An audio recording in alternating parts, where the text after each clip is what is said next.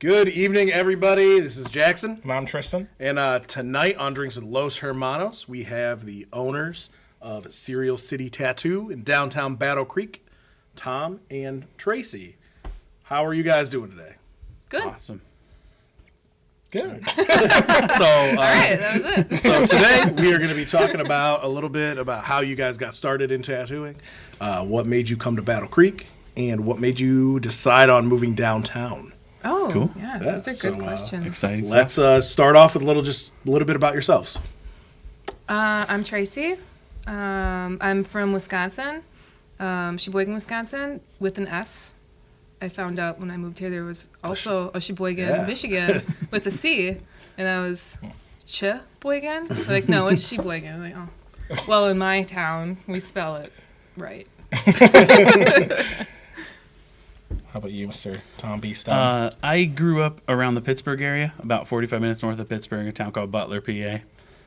There most of my life, and my dad moved around quite a bit because of his job, so he ended up moving up to northern Michigan in the Cadillac area, and had a daughter, and she moved back to this area with her mom, so wanted to be back closer to her. Nice. That's what made us look to Michigan, at least. We met in Milwaukee and lived in Sheboygan for a little bit, and then we're looking for a place more to put our roots down in. Was it Sheboygan or Sheboygan? Sheboygan. Sheboygan. Okay, so when did you guys start getting into tattoo work? I was doing I my think you were piercing before, apprenticeship yeah. when we met. Yeah. It was in 2008. I was learning to pierce at a shop called Saints and Sinners on Brady Street in Milwaukee. And that apprenticeship, I wanted to move into tattooing when I learned piercing, and it wasn't really available to me. They weren't offering teaching me. So had to look for that opportunity and get a portfolio together to where I thought I could get an apprenticeship and stuff like that. So eventually got an apprenticeship here in Battle Creek. Yeah, mine started like a year or two before Tom and I met in 2010. So I guess around the same time when you started yours. My friend was like, "Hey, have you ever thought about doing tattoos?" Because I drew and I did art for a living, and I was like, "No, never thought about it actually." And then I got a kit, and I went to a shop. And I started looking around at shops to learn about apprenticeships. I didn't like any of the shops I went into. Every shop I went into felt like I wasn't supposed to be there. Or you just you step in and then nobody comes up to help you or anything. And you're just like, all right, cool. I don't really know what I'm supposed to. You're just like, what am I doing here? And then somebody comes up and then, trying to ask about an apprenticeship, you're almost like, yeah, you'll find one. It was like, it just kind of shoot off. So I was kind of disappointed in that route. And it wasn't until afterwards, after I met Tom, it was a couple years after the fact. And then we kind of lost track of wanting to do that for a living. And we came back to it and we did an apprenticeship in Sheboygan, and that was very short-lived. And yeah, it was a long process, getting to be here. What does it take to be an apprentice? What? So you guys have an apprenticeship, and then you guys are tattooers. How does that work? So you basically put together an art portfolio, take it. The right way to do it is to put together an art portfolio and get tattoos. Go to shops, get a tattoo from someone, talk to them, see if you vibe, see if you get to see if you can meet eye to eye type of thing, and see if you can work together, and then basically showing the person the art that you do, asking for an apprenticeship. Sometimes it's paid, sometimes it's unpaid, but basically you're saying, can I have a 2-year college degree in tattooing that you walk me through, and then in a lot of times you're trading your time working around the shop for that. Kind of like a college student, but without the tuition type of thing. Okay. I forgot. So, you guys said you moved here to Battle Creek, and you finished your apprenticeships here or started new ones? Yeah, I started my apprenticeship here, and in the beginning of learning my apprenticeship, my mentor left for a little bit to have a baby.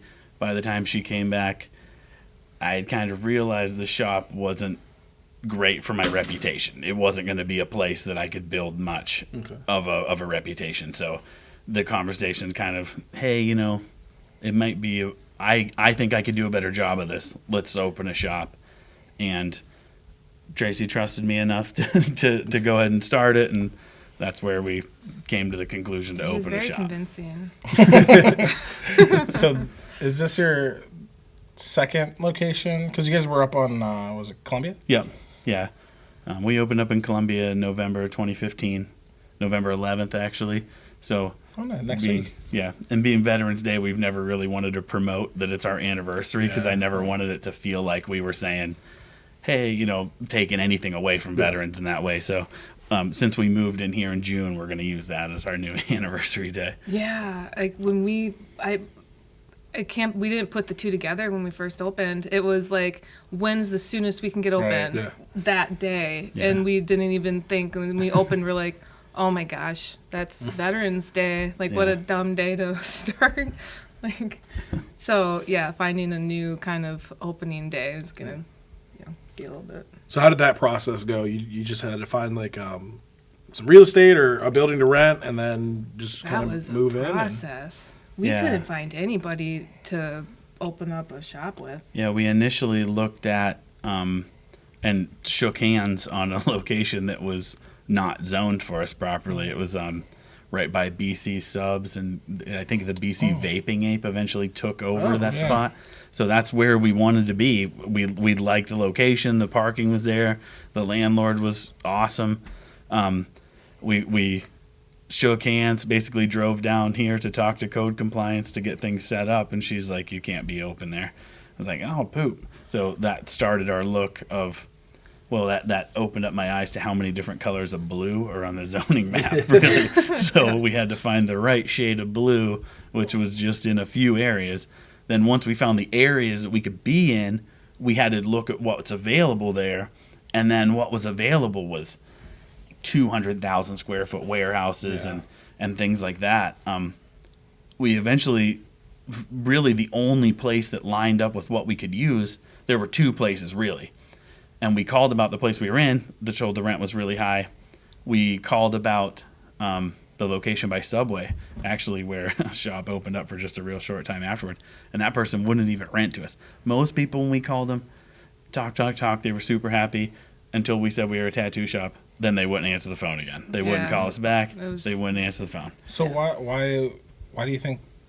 Is there a subsector of? I'm guessing it's the commercial zoning that's allows tattoos to be there. Yeah, I'm pretty sure with the new master plan that's going away. Okay. But at the time, it was only like I-1 and I-2, C3, C7, and that's it. If you want to be in Battle Creek. So if we weren't, though, we were basically just opening up right next door to competition, which which is why they're there, though. Right. Right. And was that the old way the zoning was set up because tattoo shops are considered like adult That's it. businesses? It was set up in like the 80s, I think, or the early 90s. But actually, we what pushed us to downtown was the C7 district. They ran a study basically that said that tattoo shops would be good for downtown. So we talked to John Hart almost right after we opened and started looking at downtown buildings. We looked at basically every building that's available down here. We popped our head in a few times. Yeah.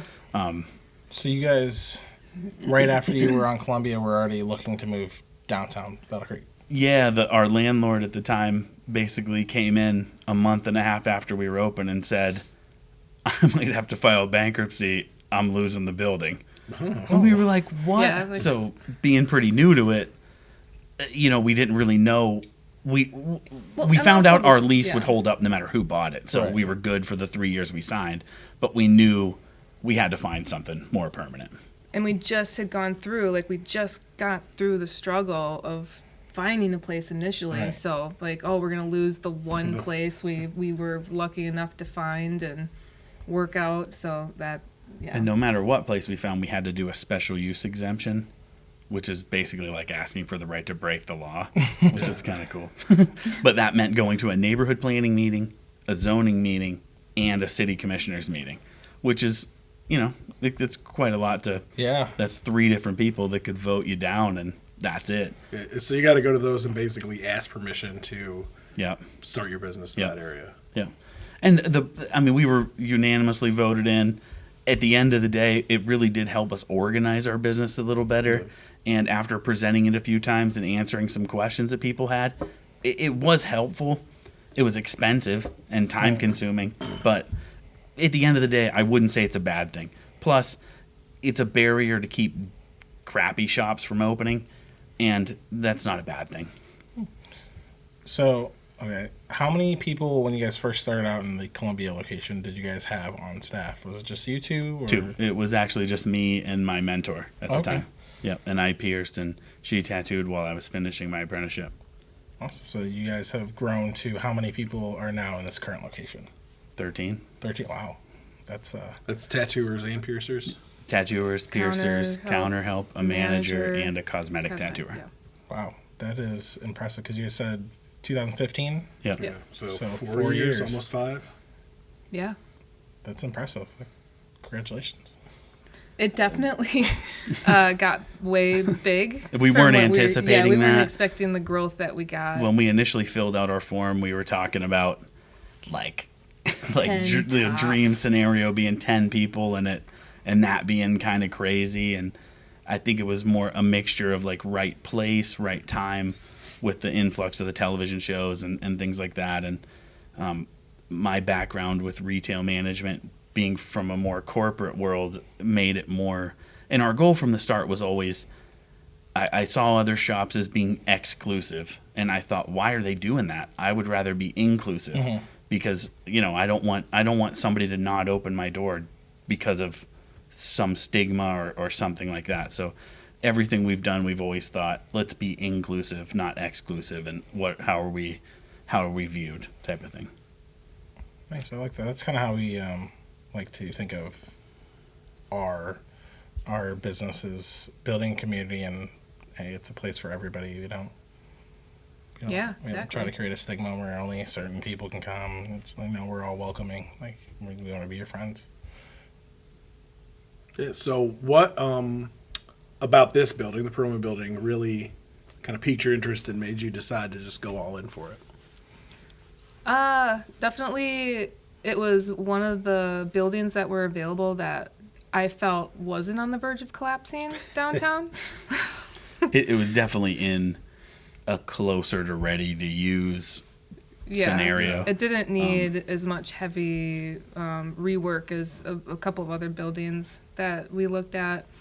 The space, the opportunity to grow if we needed to, because we had that problem in the first building where we got into it and then we outgrew the space very quickly, and this allows us to grow and expand on things that we want to do.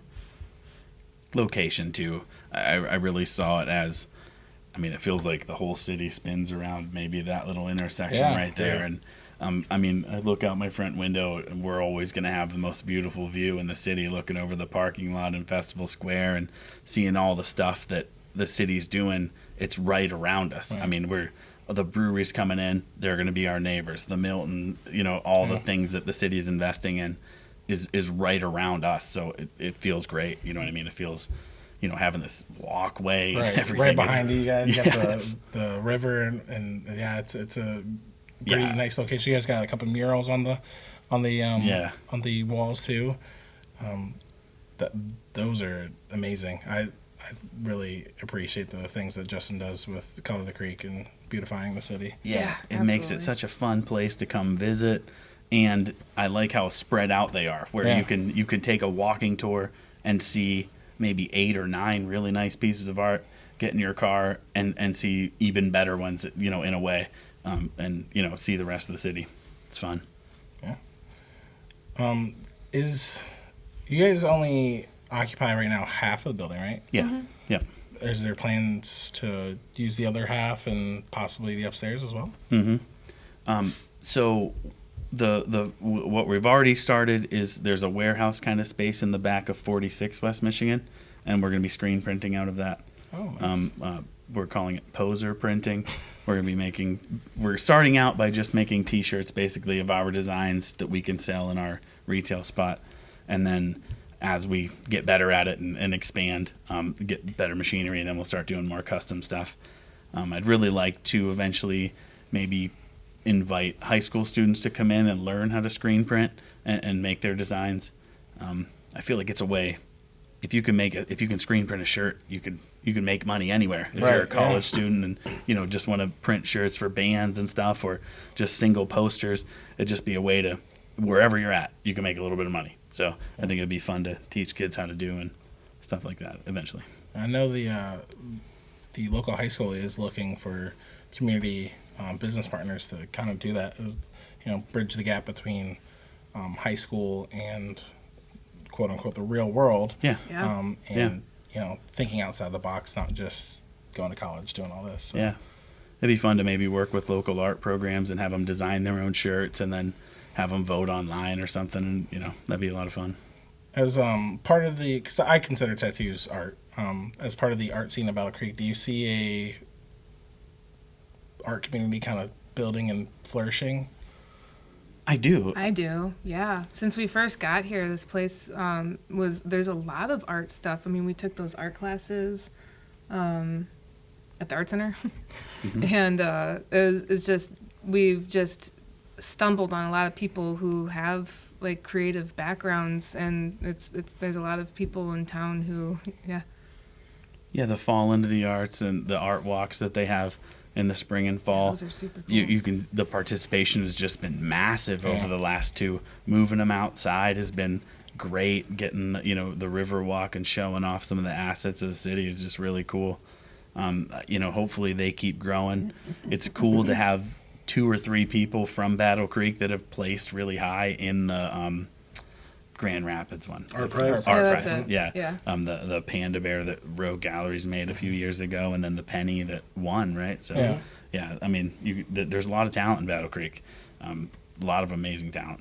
That is one of the things I liked since moving back here is I get to see, I would say probably one of the criticisms is that in the past there wasn't as much of an art scene, and you can kind of see it like turning and finally getting bigger and bigger every year. So I'm excited because I think that brings community of all walks of life together quicker than anything. Yeah, and I mean, if you just look at the impact that Art Prize has on Grand Rapids when they do that, it's astonishing how many people from all over, not even just Michigan, like all over the Midwest go there to check that out, and it's ridiculous. Yeah. It's nice to have a big prize to draw people in, but there's that too. Yeah, it's also nice, you can drive around a lot of cities and not see the murals and things like that. And I think that keeps art at the front of people's minds when you're literally everywhere you drive. You're just seeing like the cool Fast and Furious one, or even the ones at Territorial and Capitol that are more abstract. And there's something for everybody. The big owl's one of an iconic one here in town. Yeah, the one on Territory and Capitol is my favorite one. It's the triangles, and it's I don't know what about it is my favorite, but it just is. Everything about it, it's just great. It is stunning. It is just so stunning. It's just so big, and that's another thing about the Color of the Creek is bringing in all those people from around the country. It really gives a different perspective on everything else, and almost everybody that comes here from those things are like, oh, this is a beautiful place, love it here. And it's really shines a bright light on Battle Creek, because a lot of people, oh, Battle Creek's not this, not that. Hey, you got people coming in that are go everywhere saying this is a great place. So. Yeah, that's the thing. Like, we hear a lot of people, who've been here their whole lives, and they're like, oh yeah, Battle Creek, and it's like, we're coming from out of state. Like, I've lived in Texas, and I've lived in Illinois, I've lived in Wisconsin, I've traveled a lot of different areas, and he's lived all over the place. And there's a lot of potential here. There's a lot of wanting to help small businesses and people, like entrepreneurs. Like, the amount of entrepreneurs here is incredible. and people wanting to start stuff and have the drive to do more, and in the community, like all these events that are like bringing everybody together.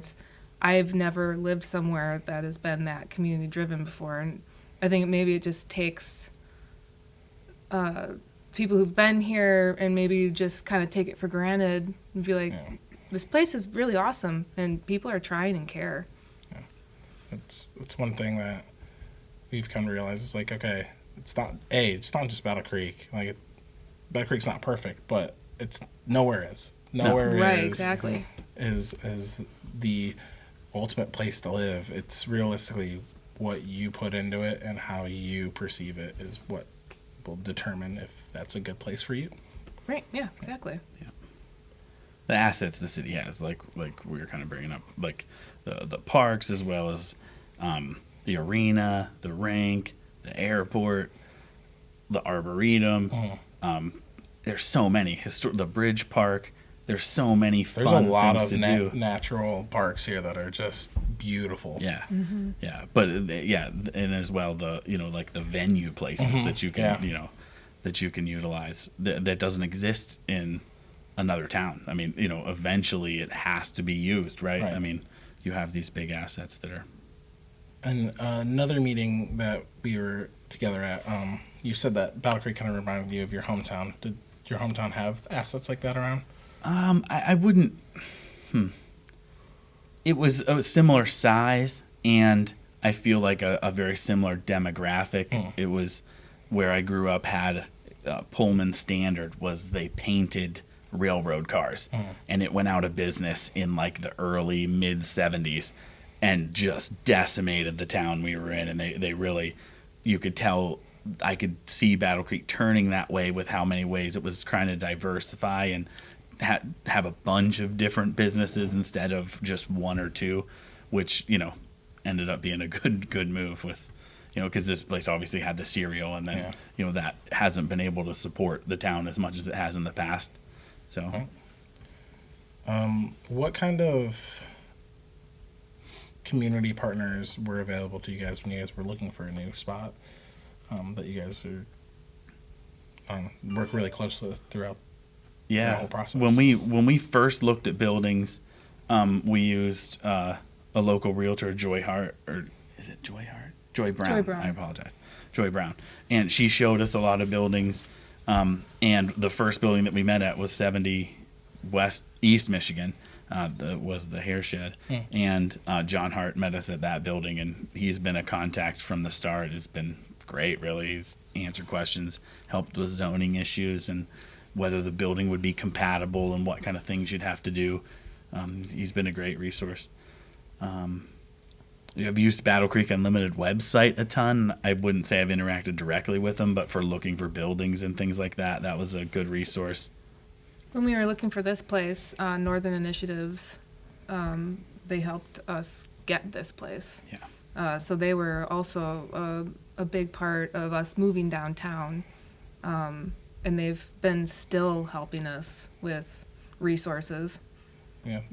Out of our experience, those are the exact three entities that have been working really hard to kind of move people into the right areas and get people funding, get people resources, get people knowledge. So Exactly. they are doing a very good job, in my opinion. Yeah, I could say I felt lucky when we met John, and he helped that first couple of conversations. I felt like, wow, good. We have somebody that knows kind of that can help out. Yeah, I think all of those entities help in different ways, and like people look at Battle Creek Unlimited and they're like, oh, they only care about the fort. But they had to solidify the fort to get all of those jobs for Battle Creek that everybody was saying we didn't have. Yeah. So they got all those, and they're continuing that. But now they're focusing on downtown. Yeah. Like they're helping. They're all the grants, the real estate improvement grants that they just Yeah. The restaurant ones, the brewery ones. Yeah, and so that's bringing how many more businesses downtown into these buildings? Downtown totally There's needed like that. 4, too. 5, 6 new businesses that are going to be down here just because they've gotten help from them, and then potentially those bring jobs. and then Yeah. I mean New Holland is going to Yeah. You know, if they stand up a full service brew pub like they're planning to, that's going to be, I don't know, 30, 40. I mean, And with what the record potentially, box has yeah. planned, I mean, there could be Yeah. 100. And the other thing is that like when Tracy and I go to open our business, we're not a big corporation. So if a building does need work and the PNC's buying the building, it's not a big deal for them to go in and reinforce it and put a new roof on it and stuff like that. And it's nice to have those corporations come in and pump money into an area, but they don't leave the same way they came in. You know what I mean? And that's what Battle Creek doesn't have yet, is that corporate everywhere vibe. There's so many opportunities for entrepreneurs and local businesses to open up and do what you couldn't do somewhere else. No. You can't open a clothing store where you're sitting in the middle of an Express and 10 of the other brands. Right. Here you can do that. I mean, the mall doesn't even have really competition for you. There's so many opportunities, restaurants and things like that. We don't have Olive Gardens and the corporations everywhere. Yeah. Yeah, so I really think that's where like downtown is headed next. Is there's going to be a lot of new businesses down here, a lot of new things, and everything everybody's been kind of clamoring about and complaining about is actually already starting. Yeah. And is Yeah. pretty soon going to be here. Yeah. And then they'll find something else to complain about, but they'll get away from that Until and it's perfect. Yeah. It'll probably be parking. And it's just don't get me started on parking. Yeah. But I don't even know what I was going to say now. I'm shook from the Sorry. It's a hot topic downtown. But yeah, there's all these businesses coming in, and it's starting to fill out the there's still going to be vacant buildings for a little bit, but the record box, by the time everybody listens to this, it should be open. Yeah. They'll have, I think, probably 2 events by the time it's out. So that's bringing more people downtown. The co-working Hilton. space Co-working there. space, Yeah. yeah. It can just be anybody The coming down here. rentable space that they're going to have. And I mean, there's so many good uses. The more clothing stores and the more continuous shopping that we get where someone can park and hit multiple places. Right. And we want to roll out soon where if you bring a coupon or you bring a receipt from anywhere in town from downtown, we'll give you $5 off just showing us the receipt, even if it just covers the parking to stay here for the day, that type of thing. I'm gonna start buying more things from Cafe Rica. Got this receipt. We don't have a printer though. Sorry. All right, so I think we're gonna start wrapping up here, and we ask the same 2 questions of everybody we interview. The first one is, what was your biggest setback or failure that actually propelled you further to success? And the second one would just be some general advice you would have for somebody who may be struggling professionally, trying to start a new business, or personally. Oh, shoot. Like failure wise, I would say I did those before I got here. I did them in the corporate world, and the missteps and things like that you do when you're getting into management at a young age, and you have maybe people that are older than you that don't, and you maybe learn a lot, and you're humbled a little bit, and that helped a lot. That learning that you're not always right type of thing. Unfortunately took far too long to learn, but yeah, it was nice to take my lumps a little bit, I think, before we got started. Mine was, I always did art. Even when I got out of high school, I sold my first piece when I was 18, and I've just been a freelance artist ever since. But my biggest failure was not making a living doing with art. And I tried. I tried doing galleries. I tried like self-promoting. I did a website, and just realizing I was just in the wrong avenue. That I always wanted to make a living off of art. I just needed to rethink how. And I think that failure of failing as a freelance artist kind of made me realize when I got into tattooing that this was in fact my dream career. That I could make a living doing what I wanted to do, art, all the time. I guess that could tie into like, if you're wanting to start something, just know where your passion is, and know what you lack in finding a partner. I think for me, I know it's hard for everyone to find a partner to go do a business venture with, but that kind of balances you. Like if you're really good at one thing, finding somebody that's good at what you're lacking on is going to make a great partnership.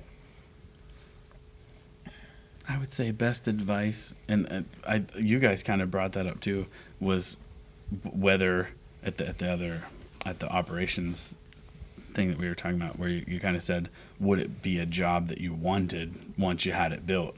And I definitely think that thinking about your lifestyle and thinking about what the job entails once you have it can be caught in the clouds a little bit when you're starting something. But also just enlist as many people as you can and plan. Just, Yeah, you can't plan enough. Yeah. There's always room to plan. Yeah, I would like kind of piggyback on your point about having, finding a partner. We tell people that constantly that, they're like, oh man, you guys have moved so quick and blah, blah, blah. And I'm like, well, we're not really the typical example here. We had, he was able to quit his jobs and then come to live with me because I had my other job that could support us both, so we could do it as quickly as we could. Because we couldn't have opened up even where we're at now if we just living off of that. We wouldn't have been able to do that. And so that was, it's finding, we were, lucky that we're brothers and had that kind of partnership. Exactly, right, yeah. So, I feel lucky that we had that. Yeah, and it's, like persistence, I think is, you will find someone that can balance you out and help you that. And then, kind of like you did your art and it didn't work out the way you envisioned it at first. Right. But you love art, so you kept doing it, and then you eventually found out how you could continue to do it. And so I think that's some pretty solid advice. Sweet. Well, where can people out there find out about Serial City tattoos and piercings? You can find us at serialcitytattoo.com. You can find us on Facebook, Instagram. Come down to the shop, 44 West Michigan Avenue, downtown Battle Creek. We're now on TikTok. And TikTok. And TikTok. Oh, What do you jump guys it doing on. TikTok? Posting videos. Tasteful. I'm They're tasteful. unfamiliar Well, with it's TikTok. They don't have to be tasteful. Right. Apparently, we have a TikTok. That's what I know. So was that someone else's idea inside the... Yeah, actually, Yeah, we encourage these YouTube guys to and- do as much self-promoting as they can, and it was, apparently the kids use TikTok. Yeah, so they we're do. Fun. Apparently the children use the We TikTok. got looped into On the- watching them They last use their night. It was Google like, Boxes Oh, to it is TikTok a- now. you click on one is and it's a like rabbit hole. yeah. Yeah. You're like, man, that's really great. Well, that's awesome that you guys empower your employees to flourish. Oh, yeah. Not restricting yeah. them. So. But awesome. Thank you guys. I appreciate you guys spending Thank you time guys Thank you with very us. much Yeah, for this having This was us. a lot of fun. Yeah. Yeah, thank you. So that's all that we got for today. Yeah, so looking at? everybody, thank you for stopping by. Thank you, too, for joining us, letting us hang out in your beautiful shop, and I'm sure you'll see us around down here more. Thank you. Take it easy.